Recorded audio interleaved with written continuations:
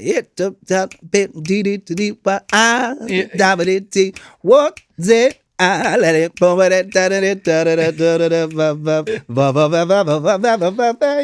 like come on. Yes. Armstrong, man. Yeah, baby. Yeah, baby. All Louie, man. Welcome to Showing Off with Brian Newman and Angie Pontani, the podcast where we peel back the curtain, kick open the dressing room door, and get into the scene behind the scenes in the showbiz journey.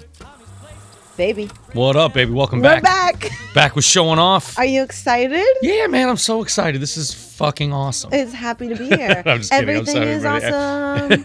Everything is cool when you're part of the team. When you run from the team, when you run from the team. No, I didn't say that, but maybe that's what I'm thinking. Well, it's too late. I'm You just can't kidding. run now. I'm a team player. Yes, you are. I'm a team player. Yeah. We were talking about that today in the car. Not really about teams, but we were just talking about how just being yourself. And I know you and I are like very specifically ourselves, unapologetic. Whatever do you mean? Unapologetically, we've been that way since we were kids. You know what I mean? Like, pretty much. And like style and how you handle yourself and all that kind of stuff. Like, so it segues into our guest today, which is really great. Oh no, it does. I think there are like just definitely defining moments in your life that really help shape you, and they might seem so tiny when they happen. Yeah. But they're actually like really huge. I think I should tell. Do you have a story about this? Well, I have a story. We didn't rehearse any of this. I have a story about everything. I'm pretty sure. But I do. And this was one of the moments I think and it was a hard lesson to learn, but it was such a good one, which I'm learning is,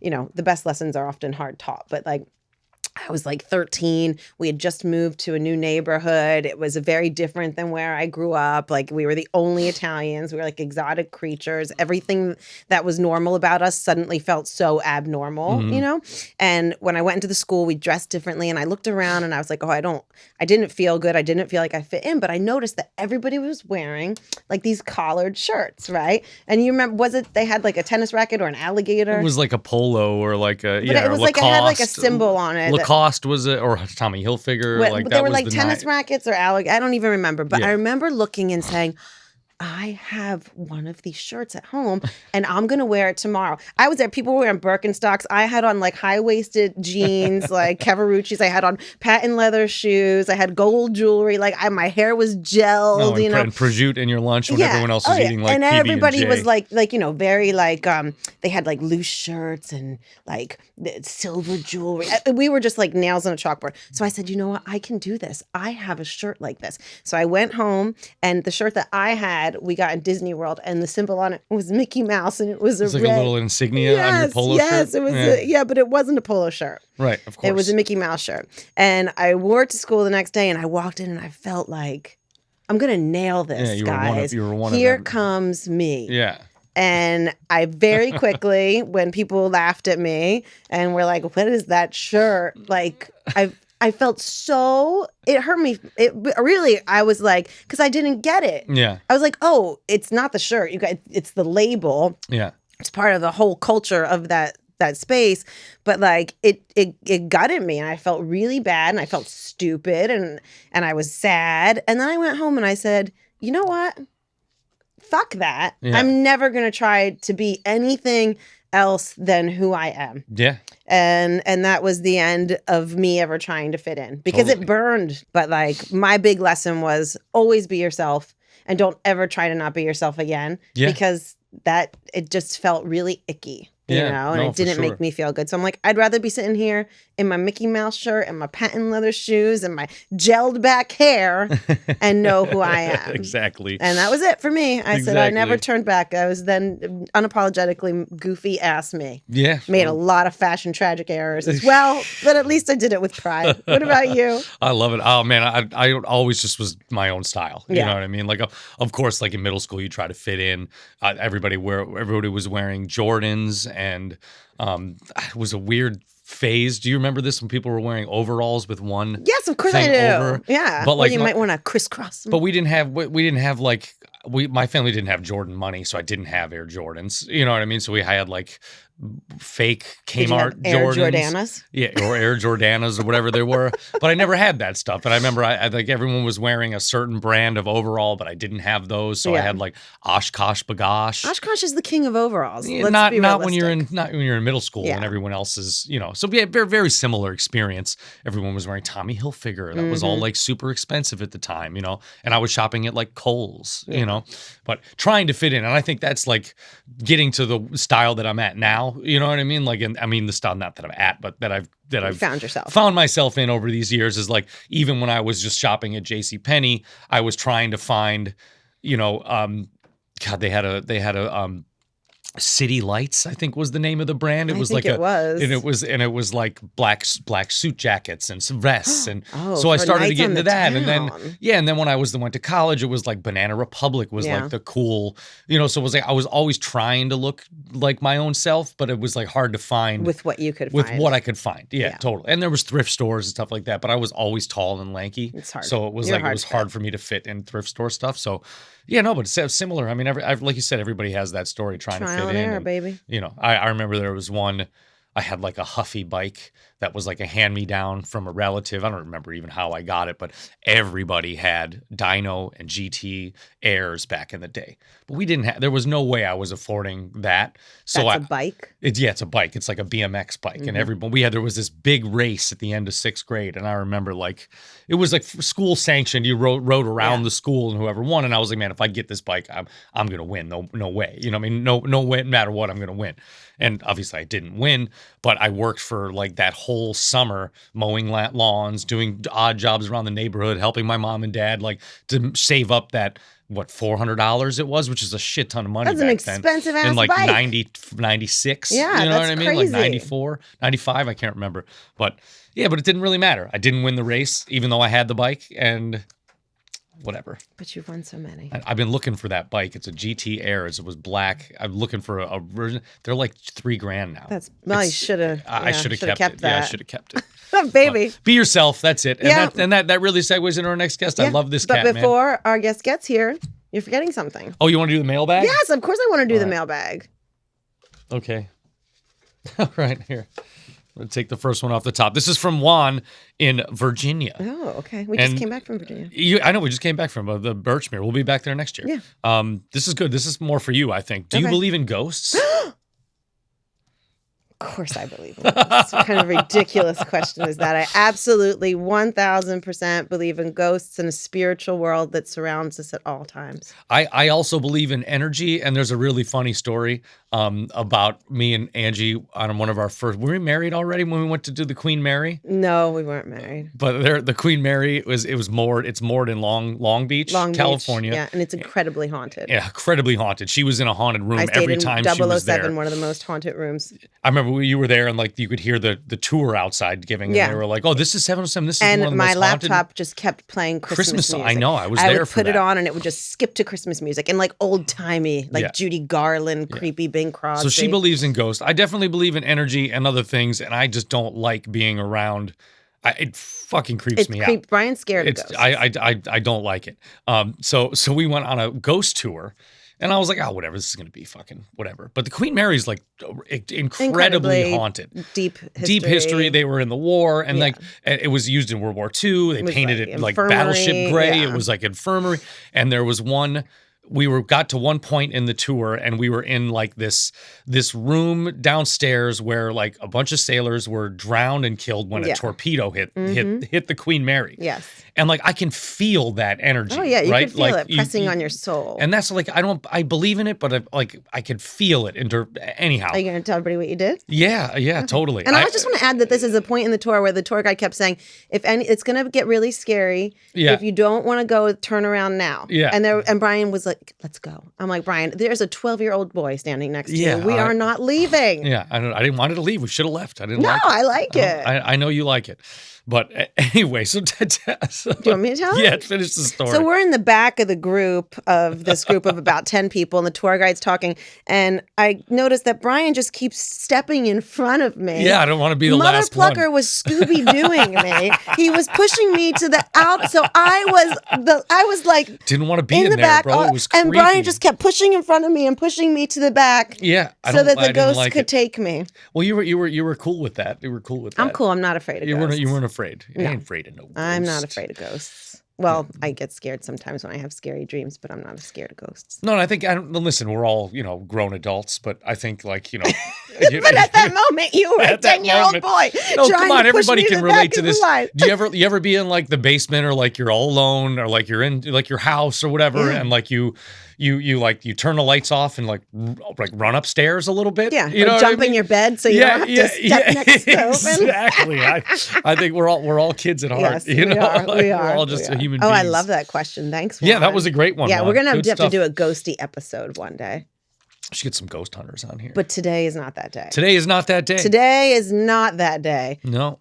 Talk about our guest today, Brian Anthony. This cat, Dandy Wellington, yes! is a wonderful dancer, singer, band leader. Style files. Style icon. Top of the style files. Sartorialist. Yes, he's amazing. Yeah, he's amazing. And we've known Dandy for years. Long time, man. Long time. We've thrown each other a lot of gigs back and forth. And worked together. And worked together a lot. And he's like a master of this certain genre of like old school. All aspects of it. Yeah, all aspects of the old school. Let's get into it, man. Let's bring him on. All right, Let's come go. on. Dandy Wellington. Dandy!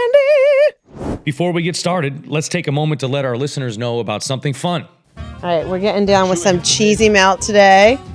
And I'm going to dip this one in this tomato soup. Oh my God, look at this. This looks gorgeous. This is from Cheesy Melt in Dykeman.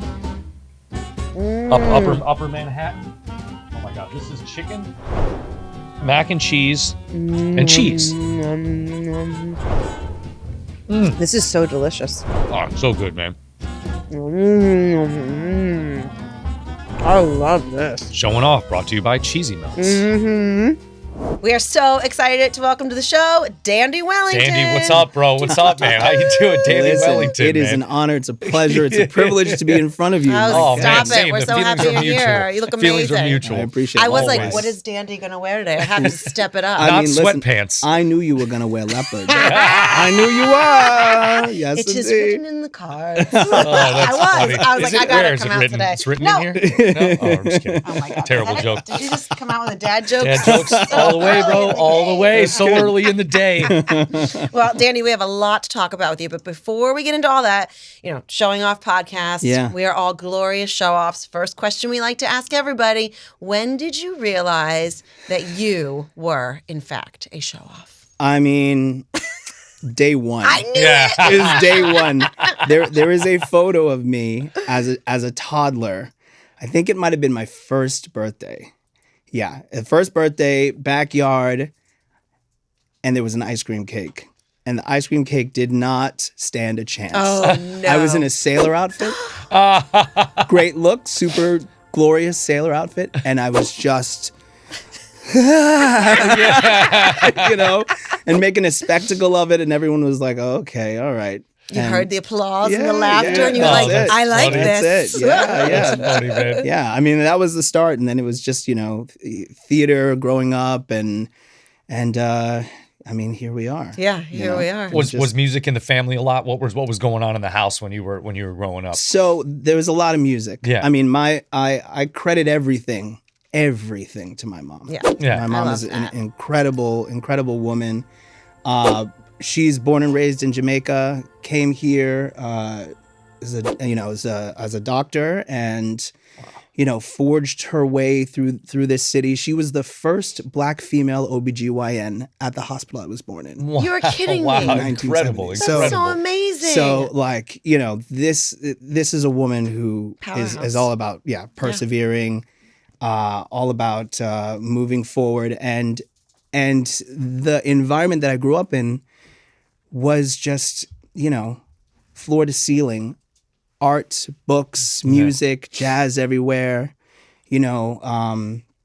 Being able to see as much theater, whether it was free or it cost a little bit. She's raising me, so she's not like throwing down all the time, because you got to raise it. You got to raise Kids a kid. are- You kids gotta, are pricey. And New York That's City's right. expensive Kids too. are pricey, Definitely. But yeah, I definitely grew up listening to all kinds of music, whether it be classical music, jazz music, of course, reggae and soca, and all kinds of West Indian music. So that strain through my life has been constant. of course it being always connected to Black culture, being from Harlem, born and raised, to be in that house and in that neighborhood, it's just so inspiring. Yeah, I'm sure. You were telling us earlier, your mother bought the house in 1980, you said? Yeah. 1980? Bought the house in 1980. Wow. And, Harlem in 1980, it's rugged. It's beautiful. It's going through a lot, but like at the core is a history and a people that have, taken this little part of the city and made it their own. They've been stewards of these buildings. They have built up beautiful institutions, and to be growing up amongst that, to not only see it in my neighbors and in the house, but also in the books. And listening to it in right. I mean, the imagery of the time of the Harlem Renaissance, which obviously has inspired you so much. Very much. Like when you see that and you're living there. Yeah. It's so cool. Yeah, you're like, this is it. That's exactly, This is it. I'm right here. It is happening. I mean, there's something, listen, New York has been a main character in our lives. Yeah. All of our lives in so many ways. Mm. But for me, when it comes to Harlem, to be there physically in that part of the city and know that, Duke Ellington lived blocks away from me. Mm. Fats Waller had an apartment, not so far away. And to not only be able to hear that music, be inspired by it, and then think, how can I add to that? Yeah. I mean, as a kid, I wasn't like, how can I add to the legacy? But you were like, this is cool. Yeah, it's cool. And I like what I'm seeing. Yeah. And you felt something. Yeah, it's exciting. It's really exciting. Yeah. So there was a lot of that. And of course, growing up, musical theater and Disney and like watching, old Fred Astaire and the Nicholas Brothers. I love the Nicholas Brothers. Come on, you can't help but be inspired. At what point did your style, were you like 12 and like, Mom, get me my sounds like the sailor outfit he was already wearing. Mom, Dandy, did you pick out the sailor outfit, or did Mom like at 1 year old? Can you imagine? Like, no. It's like no, no, mother, no language skills at all. Just like will not do.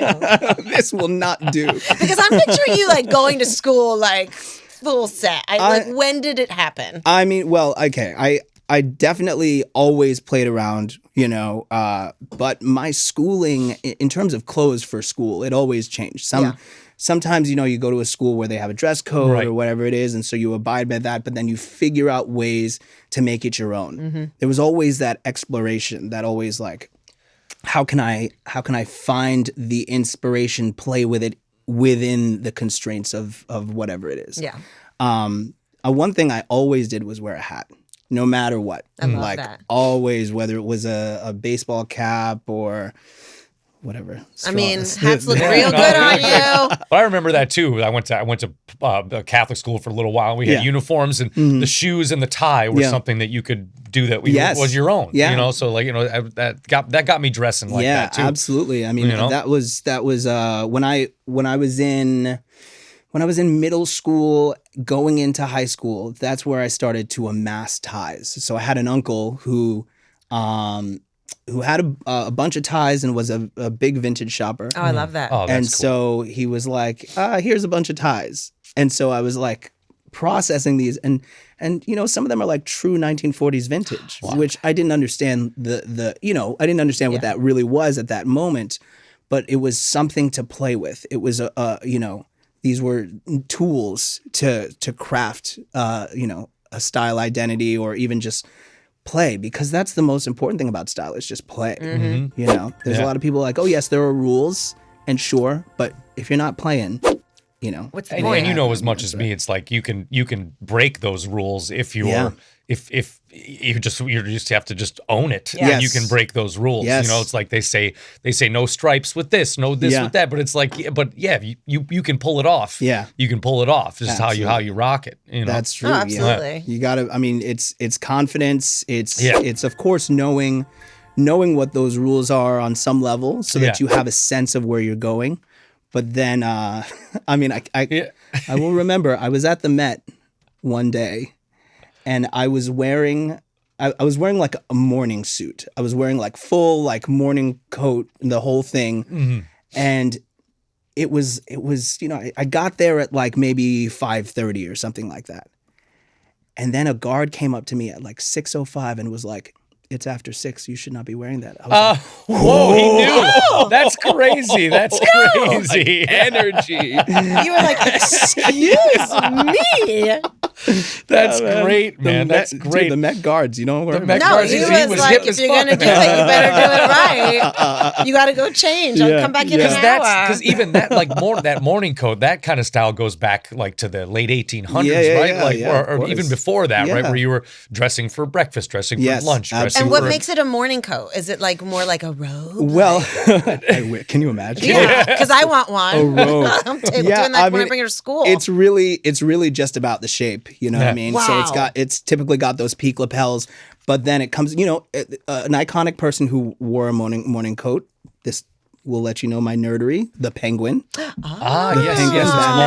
always long coat. Yes, okay, but now I know exactly what you're talking about. Yeah, you know, not the notch. That's the tailcoat. That guard waited his I know he did. He waited his whole life to freaking He called his friend. He was like, it finally happened. He was like, funny, I'm gonna man. shoot my shot right now. Yeah, he's like, I have this knowledge, and this is going to be glorious. 6 o'clock. I love that. More people need to be like that. Though. I like that. I like that. Oh, please. Yeah, like now there's just your all-day sweatsuit. Yeah. Oh, man. Oh my gosh. Yes. Yeah. On We're the fighting plane. the good fight. On the plane. That is like when I will never. I can't I do dress up when I go on the plane. I can't. I can't. I I love can't to wear have a sweatpants. cute plane outfit. I will wear a to. tracksuit. That's different. Tracksuit, but you know, But you're zucchini like, you're all matches, together. Your everything sneakers matches. match. It's a vibe. Brand new, everything. Yeah, it's a You vibe. know, like That's a it's a vibe. You have to have a vibe. Yeah. I remember when we got married and we went on our honeymoon. Yeah. I had like a honeymoon suit. Oh, like I wore a nice like set, nice suit, everything. too. We Yeah. both were like all dressed. It was so much fun. Yeah, it's great. I mean, it's tough now, of course, because planes. Yeah. It's not luxurious. It's not as glamorous as not as as glamorous. Pan Am used to be. No, You know what I mean? no, it's not glamorous at all. It's actually quite brutal. Yeah. But still, I'm gonna show up. Yeah. And you know what? I've always like sis always gets mad at me because she's Yeah. like, "Mom, why do we have to dress up when we go on the plane? Why do we?" I'm like, because Sissy, when we walk on the plane Yeah. and we look nice and we look at the stewards and That's the right. stewardess and we smile and we say hello, Yeah. we're putting out a signal that we respect their space Yeah. and we're gonna be cool, man. Yeah, we're in their house. Yeah. You know what I mean? And Yes. so like and that's why they bring you that extra snack. Awesome. Extra biscotti from Listen, it. I'll never forget. I wore a full suit from here to Sydney, Australia. Oh man, that's amazing. My God. Yes, I did loosen my tie. Yeah. I did. But you know what? They brought me some extra bubs, man. Yeah, that's Got good, that man. extra They were bubs. like, this That's guy's good. gonna get it. That's good stuff. Seriously. Top 3 fashion icons. Oh man. Duke Ellington. Mm-hmm. I mean, incredible. Fred Astaire, of course. Yeah. Also Murray Hill. Oh, nice. Murray Hill, baby. Oh my Murray's God. going to be so flattered Murray's to got be great- in the Murray's- likes of them. Murray's got great style. No, he does. Incredible. He does. His suits, like you Yeah. talk about mixing patterns, Yes. and bold colors, and Well, Mm-hmm. this is really funny that you said Murray because I've been stalking you gently. Uh-oh. I know all about you. We've known each other for a long time. We But I was like, have. let me just kind of brush up a little bit. And I saw you were giving an interview and you were talking about style, and you specifically said like, I need to kick it to some ladies. Yeah. And you brought up Gladys Bentley. Oh, yeah. So very perfect that you just brought Yeah. up Murray. Oh yeah. Listen, I mean, the thing about style inspiration is it can come from anywhere. And that's the thing is like we're often looking at other people and trying to get that inspiration from there, but you know, even just the studio, Yeah. the color scheme in the studio. Yeah. Well done. Well Thank done. you. I mean, there is style inspiration in here. You can grab these colors and incorporate it into an outfit and it'd be perfect. I love that. and it makes you feel like home. Like Yes. it makes you feel like a homey thing. Like you Yeah. put on Yeah. something, you walk out the house, you're looking good. You feel like you're affects $1 everything. million bucks. And, That's you know, exactly like the it. colors, the warmth. Yeah. You know what I mean? Yeah, Like yeah. it's all a good thing. But I want to have a Gladys Bentley moment. Yes, because please. I was, reading this. Do you know who Gladys Bentley is? It's okay No, I if do you don't. not. I Okay. do not. Oh, yeah. And that's okay because most people don't. Yeah, you know. that's true. And I But I know because you wrote it in the notes. I did write it in the notes because I actually was like, I'm gonna read this. I'm gonna read this really quickly for the people who don't know who Gladys Bentley is. Everyone should. Gladys Bentley was a musician from Philadelphia whose career skyrocketed when she performed at Harry Hansberry's Clam House, a gay speakeasy in New York in the 20s. She was a black lesbian cross-dressing performer. She headlined at Harlem's Ubangi Club in the early 30s, where she was backed up by a chorus line of drag queens. Yes.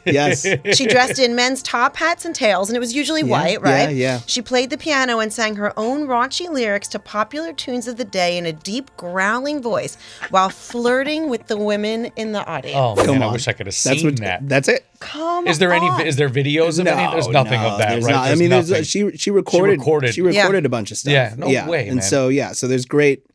I mean, there's a great tune, Juneteenth Jamboree, that she did, and I mean, just it's incredible because I think again a lot of people, they have like short memories, or they just don't know enough to know that whatever we're dealing with now, whatever we're doing, is part of a continuum. There have always been queer people. There have always been folks bending the gender and clothing norms, but also doing it out like loud and proud and inspiring. That's the thing that's so amazing about her. I was like, a chorus line of drag. Yeah.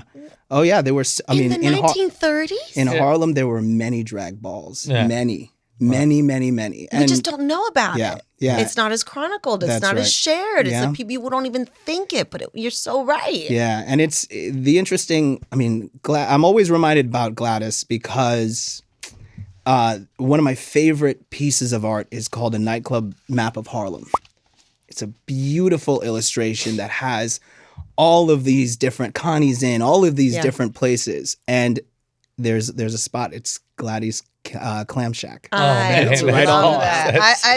I know a little bit about her, obviously, from the circles that I run in. And I've seen her photo in her white suit and white top hat and tails. So good. Perfect. You know, Gladys had that custom made. Yes. Oh, yeah. You know, Gladys had that custom made. Yeah. But when I read that, I was like, oh my God, that's just so amazing and so inspiring. Yeah, this is why the Harlem Renaissance and just like nightlife in Harlem in particular was just such an inspiring thing for me, because it just reminds you, of course, that we're all part of this continuum, but then we're always connected to queer culture and nightlife culture, and the music was always there, the style was always there, and it didn't matter how segregated the world was. People showed out, you know? And that's what Harlem has always been about. It's been a place, a refuge, a place for joy and exploration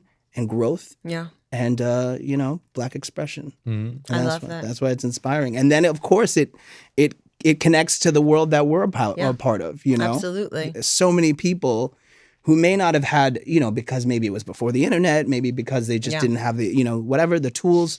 They didn't necessarily go to a library, or maybe they did, but they saw an image of Gladys Bentley and they were like, okay, there's a place for me in this. There's a click. Mm-hmm. Maybe you don't know the whole story, but you see it. Well, I didn't know her whole story, and I saw it, and I was like, there's something. Yeah, you've seen the image before. And it sticks with you. It's inspiring. Yeah. Sometimes that's all it takes. Absolutely. We were talking before you got here about ghosts and like certain spaces. Yeah. And it's like, I think that, I believe in ghosts. Do you believe in ghosts, Dandy? Do you believe in spirits? Do you believe in energy? I definitely do. Yeah. So you live in a place that is. There's a lot of energy in Harlem. There's so much. There's a lot of energy in New York. In New York City in general, But can you imagine? This is the thing, the theater. Of course, they leave on the ghost lights. Yeah. But I think they need to leave on some of those ghost lights in some of the clubs. Because they be going crazy. Put them on the corners. There's certain places where there should be ghost lights everywhere. Just everywhere. The ghost light's so creepy when you're walking in and you're like, oh. Yeah. Oh, yeah. It's a powerful thing, though. Yeah. It reminds you that you're a part of something. Yeah. The space is alive with inspiration, with the artists that came before. Yeah, and I think we absorb it. I do. I think about the people that came before me who did what I do, and before I go on stage, they just pop into my head sometimes, and I'm like, oh, they want to go out and play. Yeah. Let's go play. Yeah, you can come. Let's all go. You feel it in these legendary venues that you play at. Like it's just like you can the theaters and the nightclubs. When and you stand on the corner, like you're saying, like you could stand on the corner where Duke Ellington stood and be like, totally. Yeah. This corner. That's it. It's here.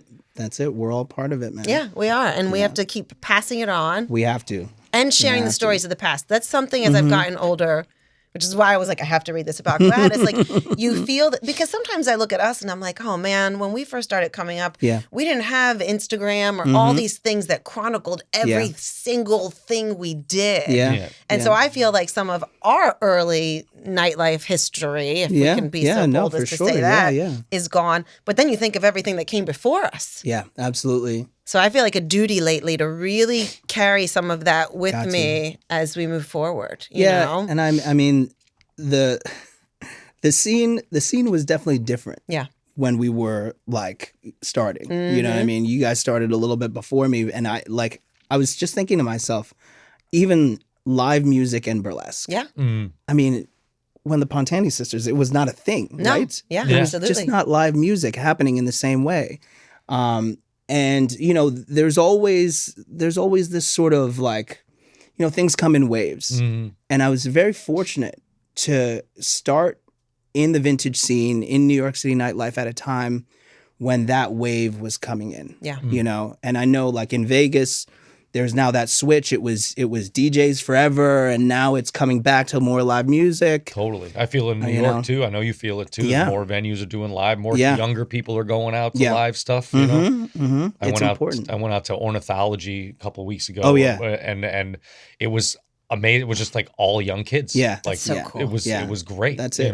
That's and it. you see what's a famous MC, the hip hop guy that's been going to Smalls, Aesop Rocky. Yeah. He's been hanging out at Smalls. Really? Yeah, he did this whole thing. Like he did a whole post. It was like, I'm not going to the club anymore. I'm going to like jazz clubs. That's like, so cool. It was very cool. It was very cool to see it. Listen, I mean, he is Harlem.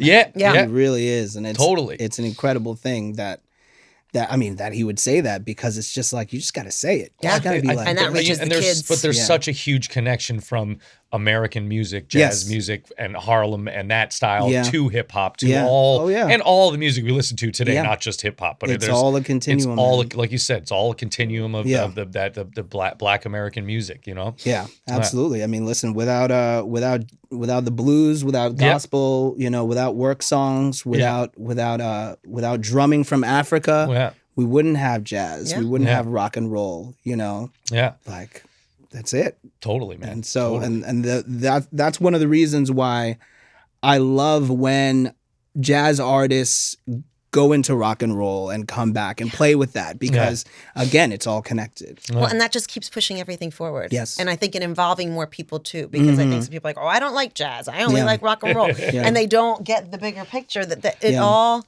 the hands reach out in all directions. That's right. And then you sing a blues to them about some real stuff, and they go, oh yeah, I like that. I'd be like, okay, that's jazz. Exactly. That's actually Led Zeppelin did the blues. That's really just a old blues cover from back in the 30s. That's right. That's what I mean? Exactly it. I asked Tony Bennett once, because his son put me up to it. He said, go ask my dad what he thinks of rock and roll. And I actually think he said what he thinks of the Beatles. Yeah. And I said, hey, Tony, what do you think of the Beatles? He said they played 3 chords and 2 of them are wrong.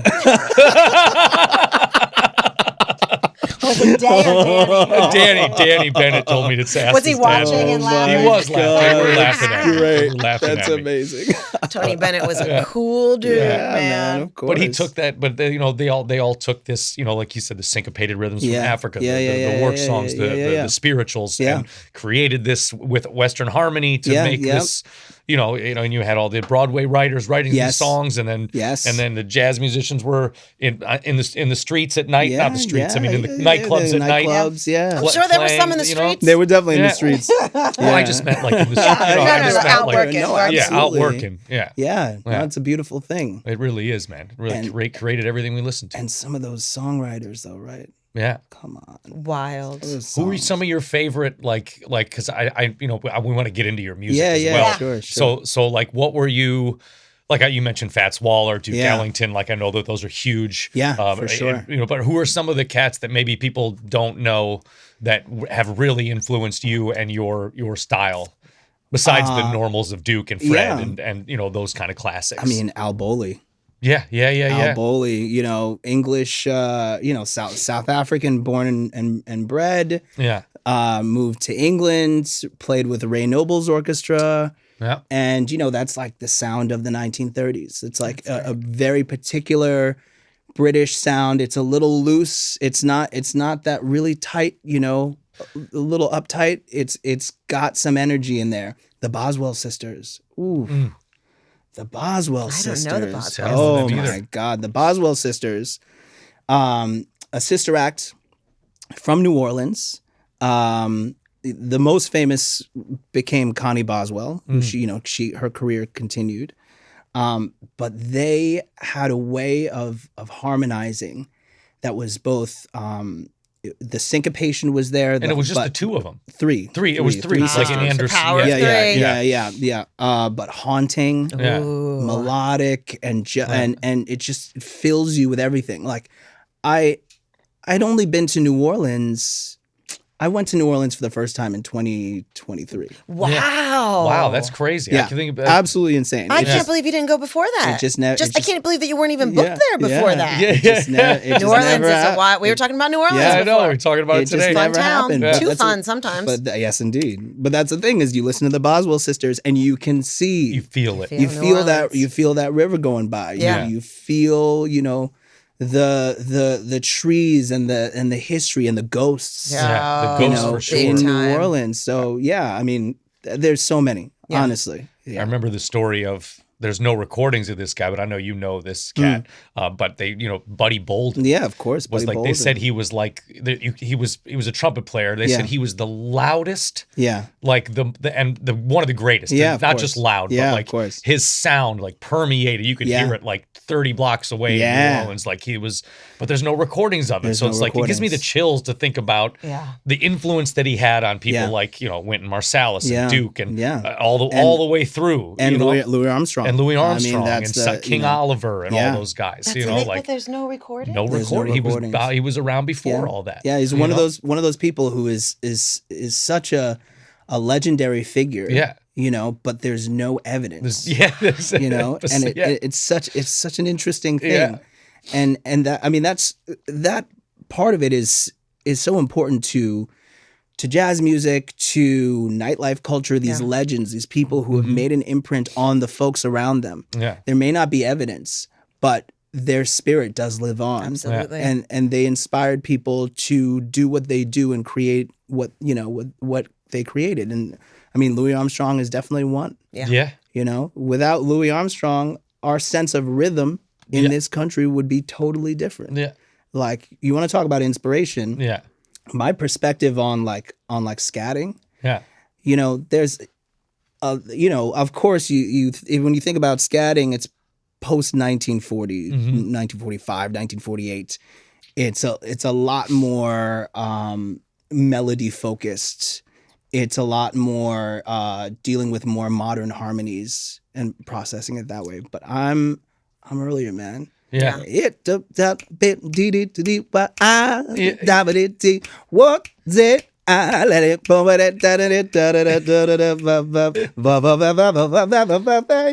like come on. It's Armstrong, man. Yeah, baby. Yeah. All Louis, man. Well, he invented the improvisation. He invented the solo. You know, he was just you know, and I heard it was from, I don't know, maybe correct me if I'm wrong. I heard it was like he was not messing around, but they were recording and he forgot the lyrics and started scatting and it wasn't even called that. Yeah, that's the legend. That's the legend. There's another connection to the Boswell sisters. Yeah. The tune Heebie-Jeebies. Yes. Yeah. Oh, I know that song. I got the heebies. Yes. Jeebies. And so the Boswell sisters recorded it. A lot of people recorded it. But when Louis recorded it, he was the legend is that he was in the studio, he was looking at the lyrics, and he sang it once through, and then he dropped to the lyrics. And so he just started scatting. He started doing what what they always do. You know what I mean? You know, And so that's how scouting was born. Oh, I love that. I love Listen, I like a good story like that. It's Totally. amazing. Totally. Meanwhile, there's somebody from like 100 years before who was like, I was scatting. I did that. I was doing that in 1850. It's like it's like, okay. Have someone you'd like to see as a guest on Showing Off, or have some burning questions you want to ask us? Shoot us a line at showingoffpod@gmail.com. I remember the first time I met you. Uh-oh. The first show we did together, it was at the Supper Club. The Harlem Renaissance Orchestra was there. Oh, my You God. were hosting it. I Wow. don't remember what it was for, who put Yeah. it together, or anything Yeah. else, but I had been hearing about you. And I remember I came in and you wanted to do like this curtain call thing at the end, and it was great. It was a great gig. I loved it. But I remember you were like, everybody come up and we're all going to stand in this line. And like, you were like, everybody's going to like, you did a bevel. You're like, we're all going to stand like this. And I remember I was just like, I love this guy. Because, you know, you put very much attention into every aspect of the shows you do. They're beautifully curated events from top to bottom. We both have done other people's shows, right? Where you walk in and they're like, and then we're going to come out and we're going to do a curtain call. And maybe somebody will come and get you. Maybe they won't. Maybe like, they won't. Yeah. Oh, the curtain calls that go on forever? Yeah, or they just go on forever and people are just standing everywhere. And I was just like, oh my God, They're somebody's clapping. actually telling us what to do. And this is amazing. The bar and nightlife can Oh be my really God. low Oh sometimes. my God. Yes. I mean, It can definitely be low. I will say that is my biggest.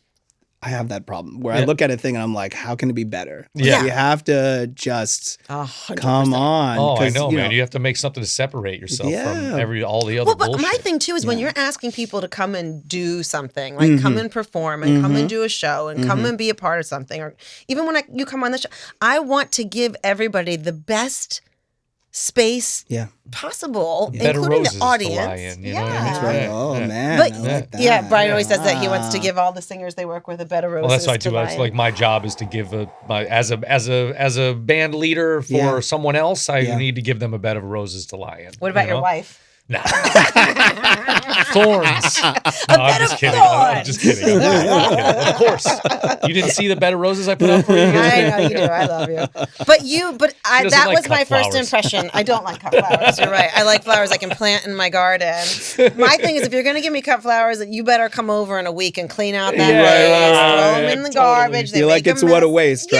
Yes, it is. I like You think flowers I it can would, you think plant. it would save me money, Dandy, but then I just have to buy gold. Yeah. So it's not Nice. You can buy me a rose bush, fig tree. a rose bush, a golden rose bush. Oh Yes, my they make gosh. gold dipped roses. Gold dip roses. But that was my impression of you. I was very much like, okay, this guy, he cares. He's gonna he puts a great product out. I appreciate it. I mean, listen, it comes from the theater. So I went to I graduated from NYU. Oh, la, la. For Très bien. theater. Tisch School of the Arts. Yes, indeed. Très bien, très bien. What studio were you in? I was in Cap 21. All right. The musical theater studio. But I've been doing theater all my life, and so having done theater and then also grown up watching movie musicals, you have a sense of what it is to create a moment, and that moment is not just the act that's happening. It's the entire thing. It's how to make it all come together. And then after leaving college, I went into nightlife, and it was like club stuff. I mean, I was like hosting tables, which was a totally different world, because I got to understand the nightlife side of it and how to create theatrical moments within just a club. And New York nightlife, you meet all kinds of people. I mean, like I was at a table with like Mickey Rourke, and I went to like the Fantastic Four premiere and like all this random stuff. Started producing fashion shows in nightlife and bringing together all these people with my friend Akil, and we would all be dancing when people weren't dancing. People were like literally, it was again the waves. There was a wave before us. Maybe I don't know, maybe 5 to 8 years before, like the mid '90s, the swing resurgence. But also people were just dancing in clubs. Like you'd go out to whatever it was. and people were dancing. That was fun times, man. Yeah, and then Hypnotize. Yeah.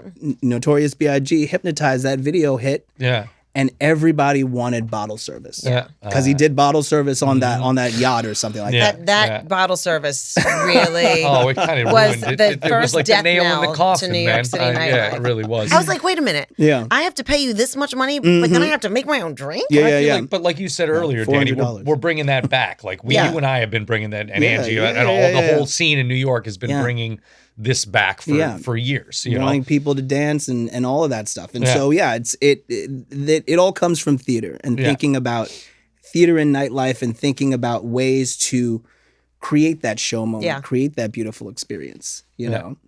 And that's important. And the reason why I got into the vintage scene in the first place is because of Jen Minsky. Yeah. I mean, she's the reason. Like, Jen is amazing, amazing performer, sword swallower, tap dancer, and another ice cream enthusiast. Yes, indeed. Yeah, we went to NYU together. Yeah. I didn't know you guys went to NYU together. Yep. We went to school together. She was in the arts side doing photography and then also performance art and a lot of stuff. But there was a dance club that I was a choreographer in. And she was a part of it, and that's where we met. And then after school, I mean, I was, like I said, nightlife, and I was marketing director of a denim company at one point. There was all kinds of random things that happened. Well, the things that you do when you're in New York, you have to survive to do what you want to do. Exactly. And the people that you meet, they lead you these interesting places. And my style started to come back to this like very dressed up, very vintage, and she messaged me and she was like, yo, first of all, she was doing the Minsky sisters. Yeah, I remember the Minsky little sisters. tap dance duo. Yeah. And so she was like, hey, can you choreograph some tap numbers for us? So we worked on some stuff, and then she was like, yo, there's this world. There's this world. Yes. It was like, wow. And I didn't, that's the thing about New York. Yeah. Is this thing has been happening for a long time, since the 90s, the 90s swing scene and before that. Yeah. And I just didn't know about it. And, all of a sudden I'm surrounded by people who are wearing 3-piece suits. Yeah, like-minded individuals. Yeah. Like nerding out about collar heights and stuff like that. You know what I mean? But you create these events where like everybody goes to, everybody gets dressed up, and they're perfectly curated. And you can say, yes, the theater history, the musical history helps a lot. It does. But it's also something innate in you where you know how to read the room, because it's hospitality. Yeah. You learn that in hospitality. Because I was going to say, important. I work with a lot of like people who do theater and they want to do burlesque. And so then they go on stage and their backs to the audience for 20 minutes and they're opening up a number with snaps. And they're like, I saw this in Chicago. And I'm like, in Chicago, they had a pin light. They had a curtain. For everybody at home, Dandy's face is very good right now. Like you're playing at Frank's Bar.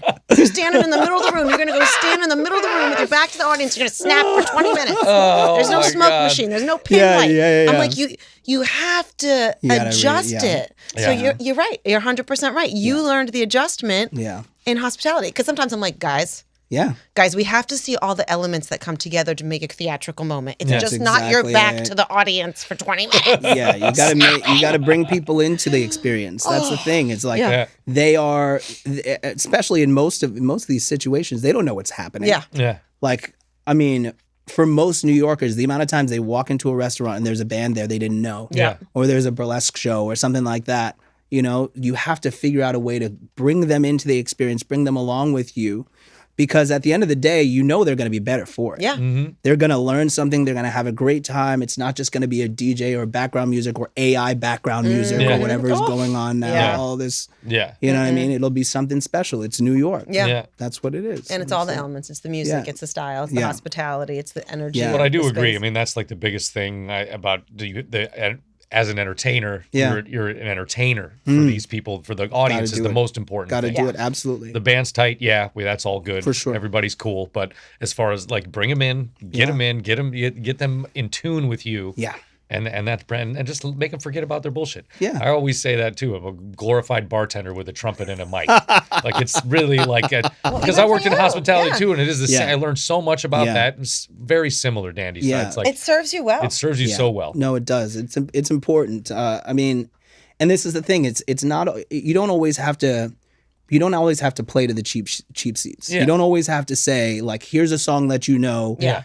Just let me keep you safe. Listen, there's you don't have to change the content to make it accessible. That's exactly it. I mean, that's one of the reasons why I love Fats Waller. Yeah.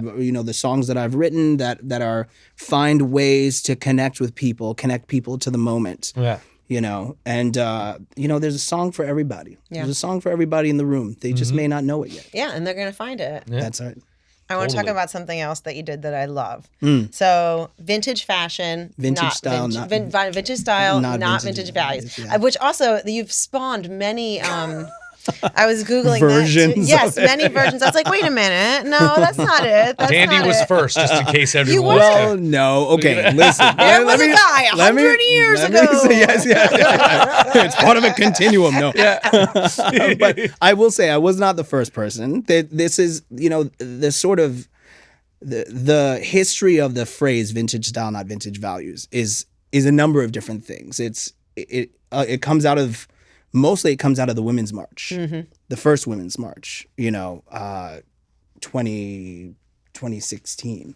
And people wanting to sort of think more critically about this thing that we love. Right. This sort of expression of the past, this sort of dance with it that we do. And so it's just simply to say that, for me, what it means is we look back not to go back, but to move forward, right? Yeah. We take the best of the past. We learn about it. We know that we're standing on their shoulders, but we're not trying to make it what it was. Yeah, exactly. Yeah. You know what I mean? Yeah. Totally. Did you, maybe you didn't invent it for the first time, but you have become like the poster person for this slogan. Yes. And when it has taken off like wildfire. I mean, like I said, I saw different versions of it. I even saw, and I debated even bringing this up because it's like 20 minutes of my life I'm never going to get back.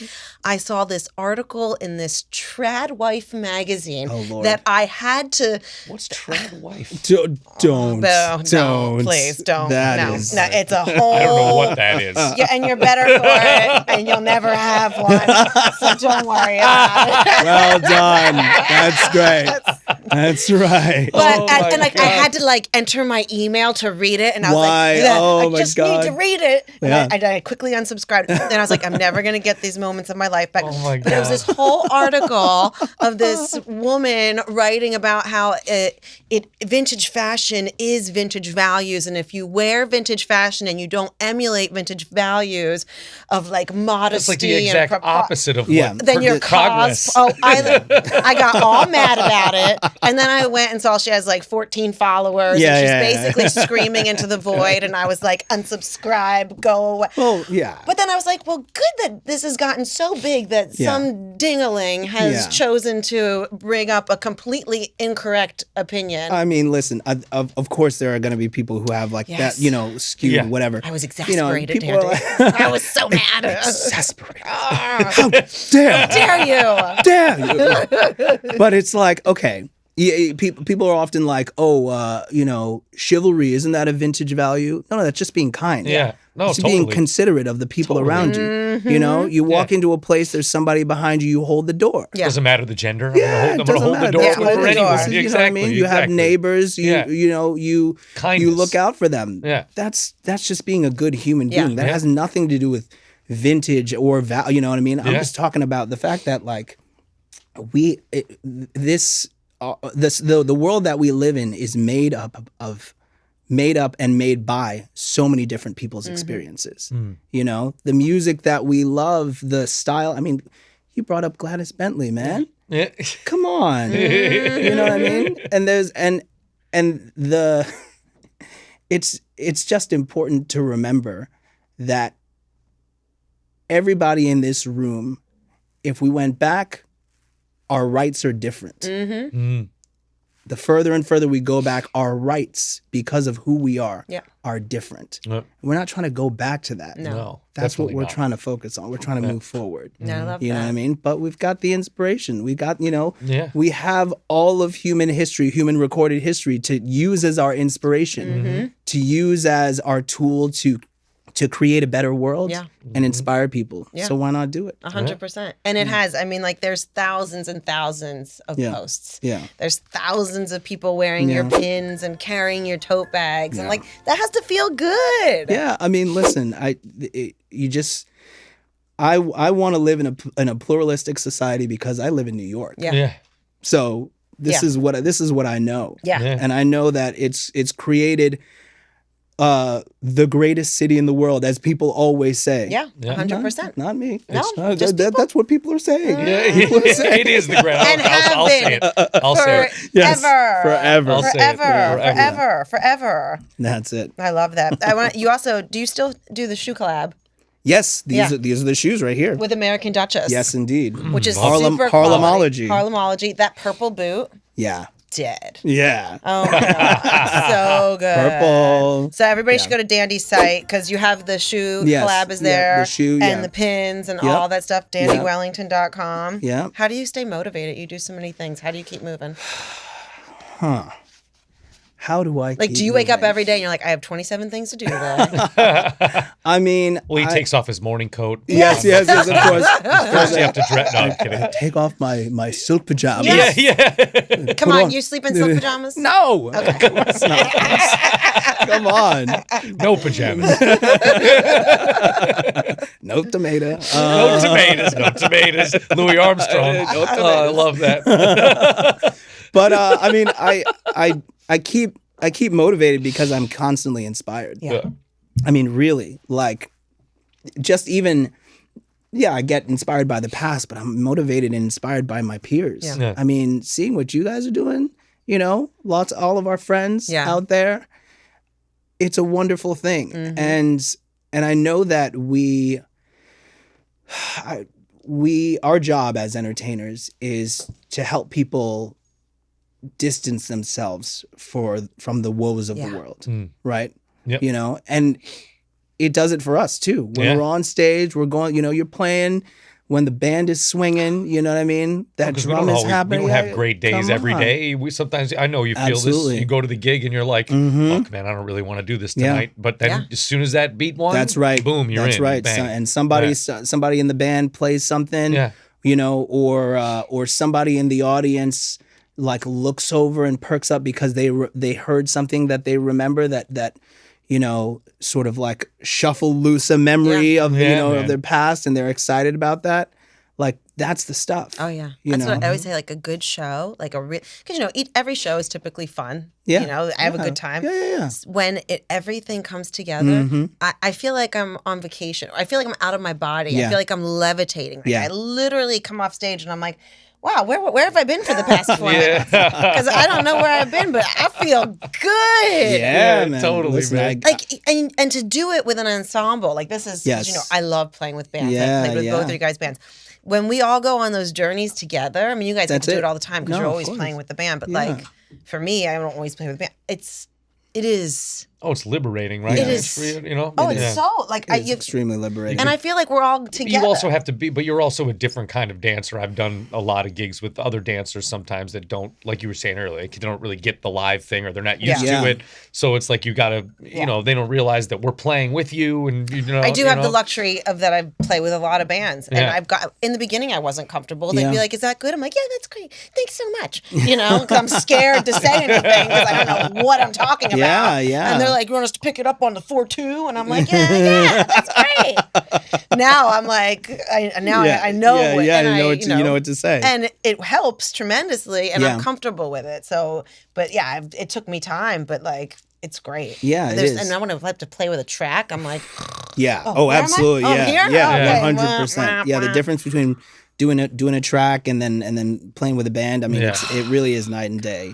so much fun. It makes a difference for everybody, the audience, for Oh, you, yeah. for the performers, for the big guys, The energy is unparalleled. Yeah.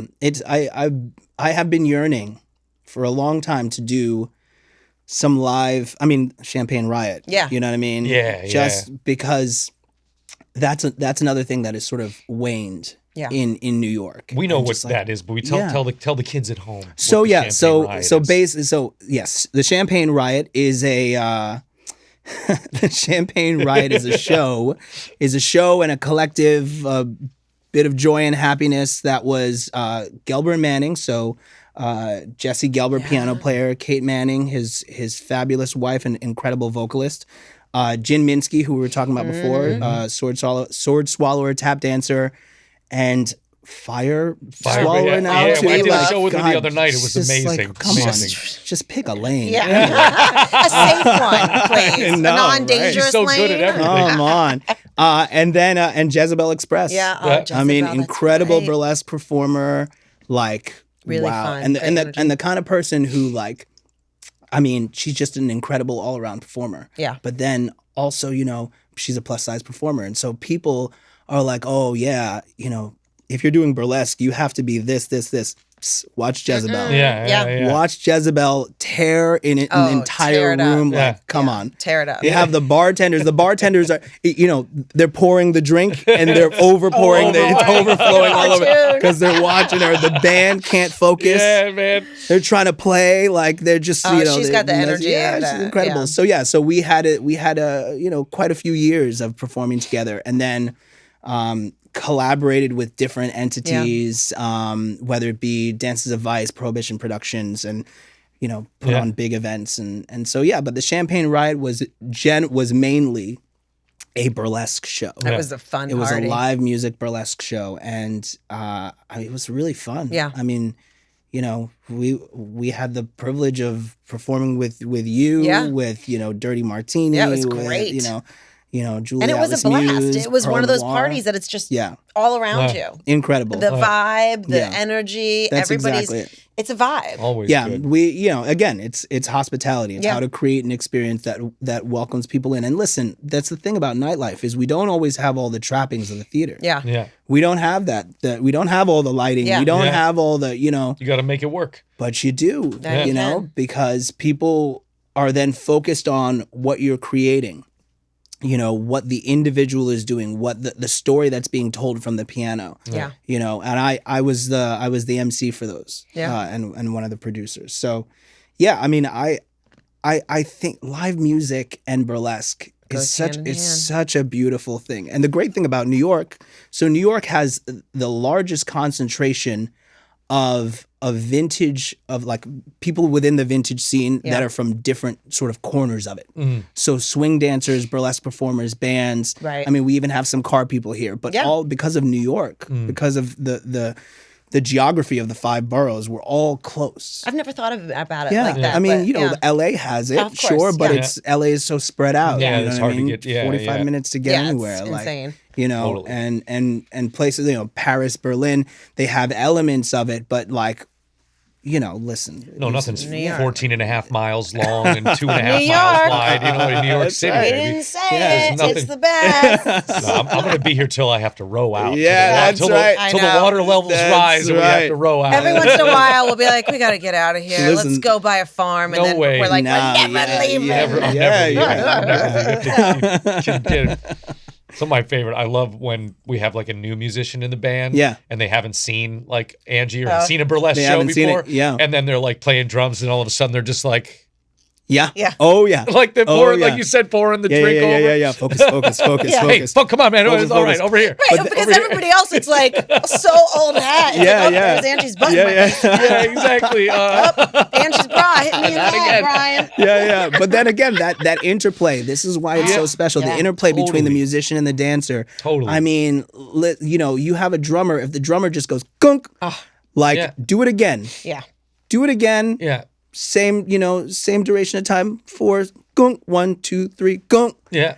That dancer, if the dancer is right, if the dancer is paying They're attention, gonna hit that. they're gonna hit it. I always tell the drummer, They're I'm like, gonna hit it's me it. and you, Yeah, babe. we're Me and you. Bumps. They can do whatever they're gonna do. It's me and you. That's You're gonna go somewhere. I'm coming with you. If you see me go somewhere, come with me. Come with me. Like, let's ride free. No, you are a member of the band. I don't Thanks, like to tell you that Can I because get a T-shirt? give you a bigger head than you already have. You know, I would like a T-shirt. size-wise head. Yeah, no, it's big enough. All right, Dandy. Yeah. It's game time.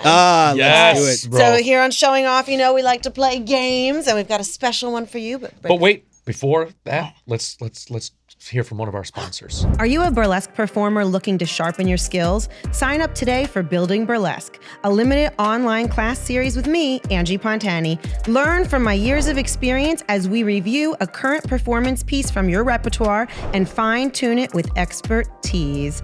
I will help you level up your performance and give you the tools you need to enhance everything from choreography, costuming, lighting, and music. Let's get into it with Building Burlesque. Packages are available on AngiePontani.com. That's AngiePontani.com. Hey, babe, you know what time it is? Do I know what time it is? Yeah, baby. It's game time.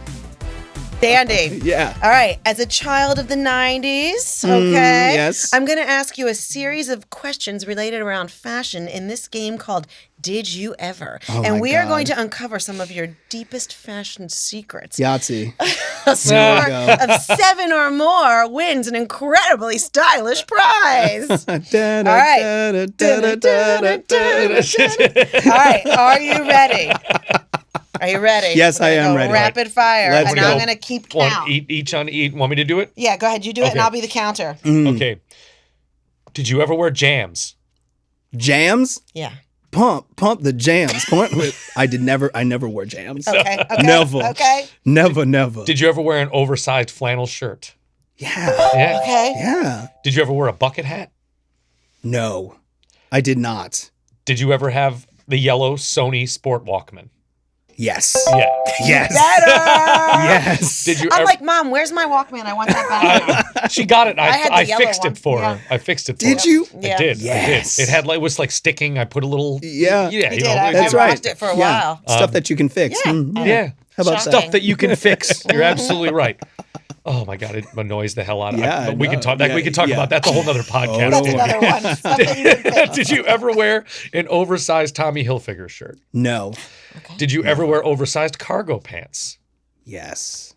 I know, me too. I'm sorry. I apologize for that. Did you ever wear a velour tracksuit? What is wrong with you? Why would you bring up velour?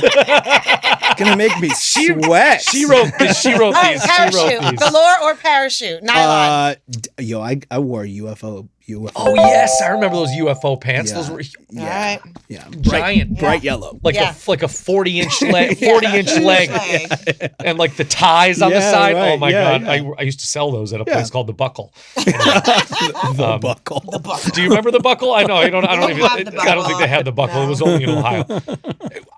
We sold. I'm sorry. Again, Yeah. silver flare jeans Yeah. for girls, Doc Martens, FUBU, Tommy Hilfiger, and Lucky Jeans. That So was you were at like the cool store. That was like. You're at the cool It was the store. craziest store ever. The Buckle. But I made like 3% commission. It was amazing. And I'm gig. sure you did It was well. I did very well. All right, back to the game. Okay, sorry. Oh, and a Nietzsche. Do you remember the Nietzsche? NY.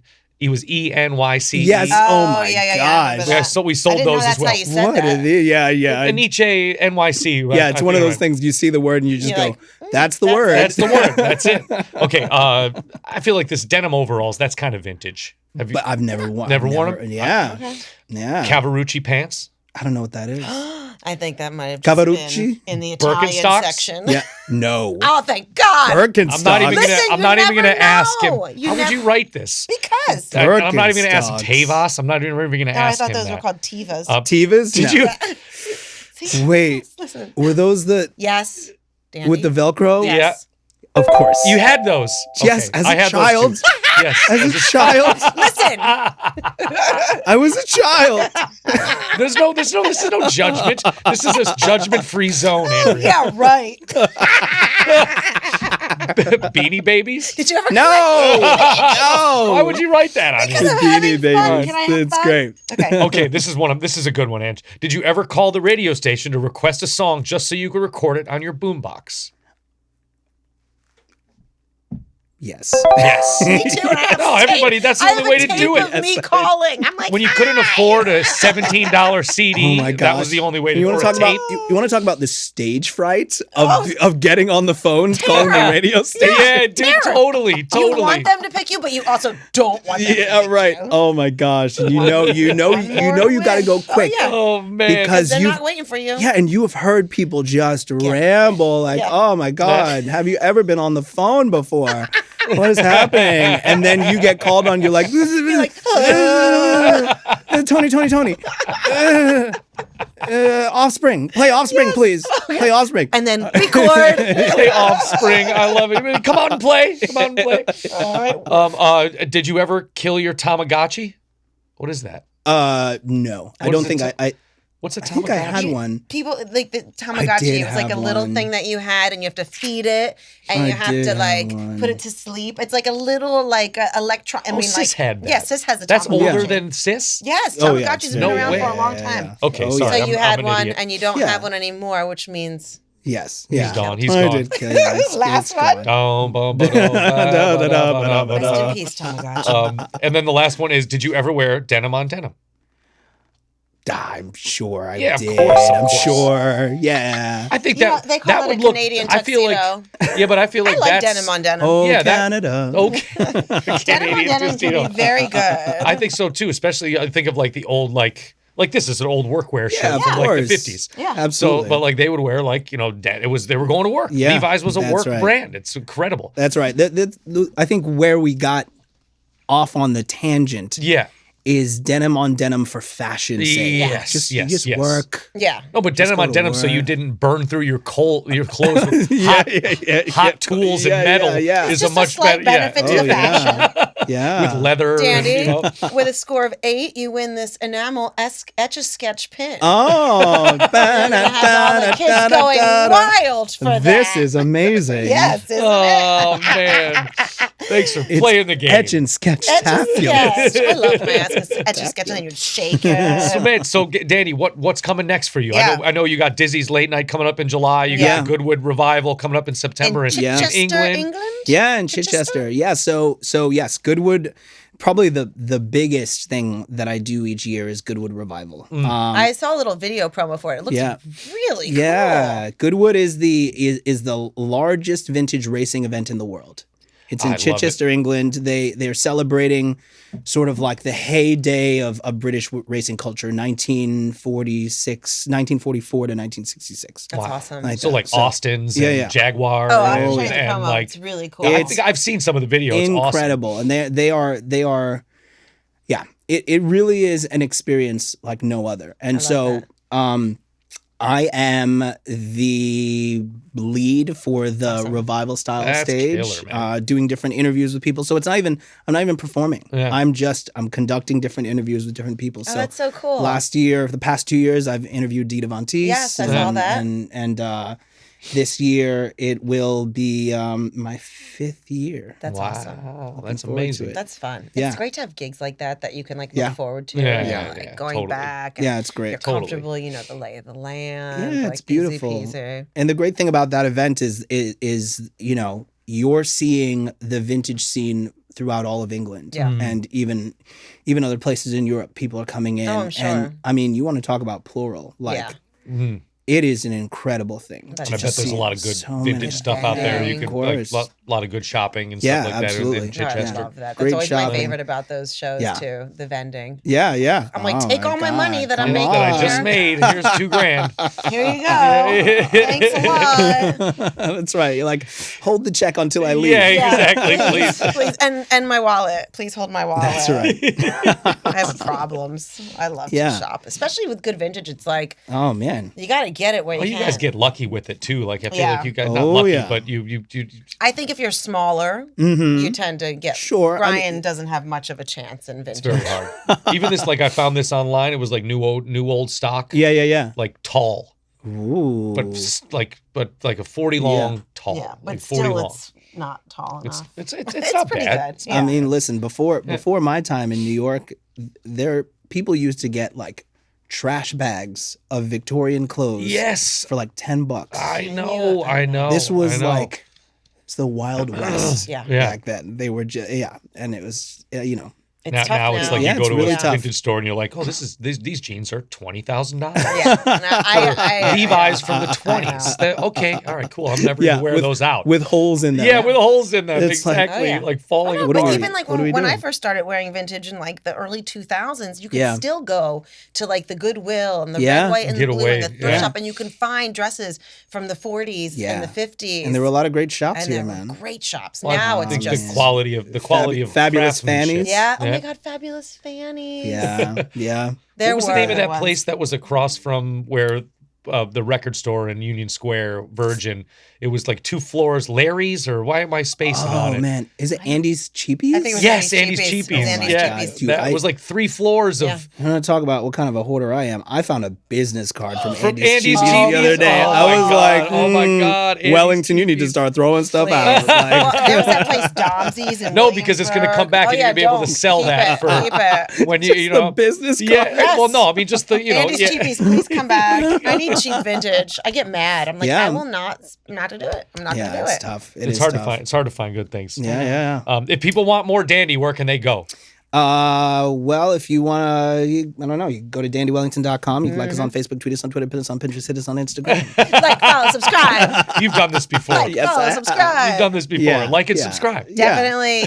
You're good on TikTok too. Smash that. Oh, Smash TikTok. that like Smash button. that like button. Oh God. No cat, bro. No cat. Dandy, thank Yeah. you so much for being here. Oh, It's been Dandy, we pleasure. love you, It's been an baby. I absolute love you, pleasure. man. Good to Thank see you, man. Dandy Again. Wellington. Hey. Dandy Wellington, babies. Yay, that was great, Dandy.